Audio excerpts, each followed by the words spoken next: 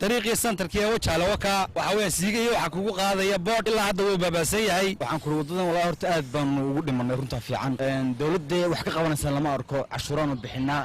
cid noo maqan ma arkanay waxaan leenahay wadada laga hagaajin leenahay ani wadada halbowlo waa degmada Wajaale waana wadada isku xidha Soomaaliland iyo Itoobiya burburka iyo baaba ka muuqda wadadani waxa uu halis ku yahay gaadiidka kala duwan ee adeegsada wadadani iyagoo ka cabsi qaba shilal ka dhaca waxaana wadadani cabasho ka muujiyay darawaliinta sida maalinlaha u adeegsada wadadani sidoo kale waxa wadadani hore uga hadlay madaxweyne ku-xigeenka jamhuuriyadda Soomaaliland oo maamulka magaalada Wajaale ugu baaqay in wadadani la dayactiro laakiin ilaa hadda wadadani wax laga qabtay ma jirto waxaana u muuqataa mid u dhow inay gebi ahaanba burburto darawaliinta adeegsada wadadani ayaa fariimo kala duwan u diray maamulka magaalada Wajaale sidoo kale waxay wasaaradda gaadiidka iyo horumarinta jidadka ka codsadeen in wadadani la dayactiro si ay u helaan wado ay adeegsadaan waxaana hadalladooda kamid ahaa anigoo dhalinyarta ku dhaqan magaalada Wajaale ahna wax kamid ah bajaajleyda wadada aan marana maanta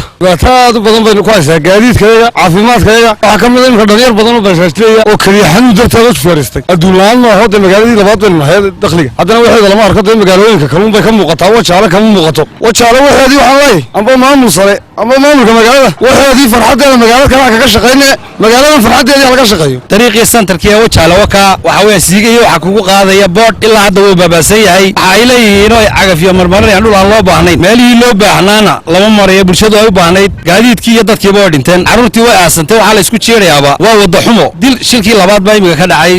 dariiqa Wajaale iyo u dhaxeeya Labayd waa is arki waxa uu ku dhacay kiyo kala lagu soo socday sirki weyn dadku isjeeraan oo halka gawaarida ay ku baabado ogna Wajaale ma garanaysa aad baan ugu dhibaataysanno waxaan ku yiri rafka waa yaaba cid noo maqan ma arkanay waxaan leenahay wadada laga hagaajin leenahay bulshada Wajaale weyn nama oga laakiin anaga rafkana aysan ugu maanta og ma garan wadada laga hagaajiyo waxaan arkayo wadada waxaan ku sagaasha kaba bari kumanayna ma garan dadku way noloogin bulshadu laakiin cid ka hadla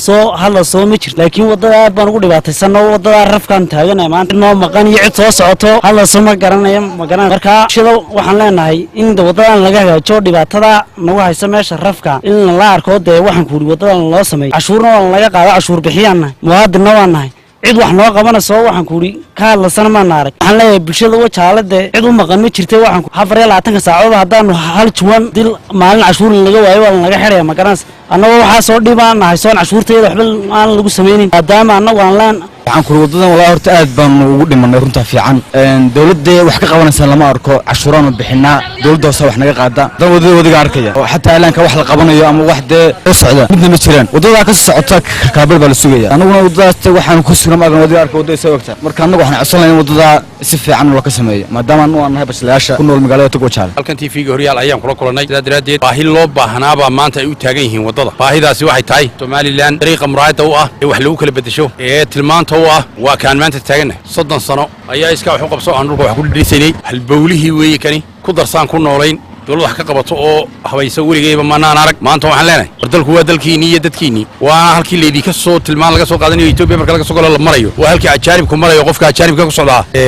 Soomaaliland uu marayo waa halka uu tilmaanta ka qaadanayo meelo weecsan cidina ma aragto khana la arkaya deeqi weynaa bypasski iyo berbera corridorkina in baabuurta laga duwo oo la mariyo magaalada kooreega la mariyo halkana ay bajaaji waxa isku caadilan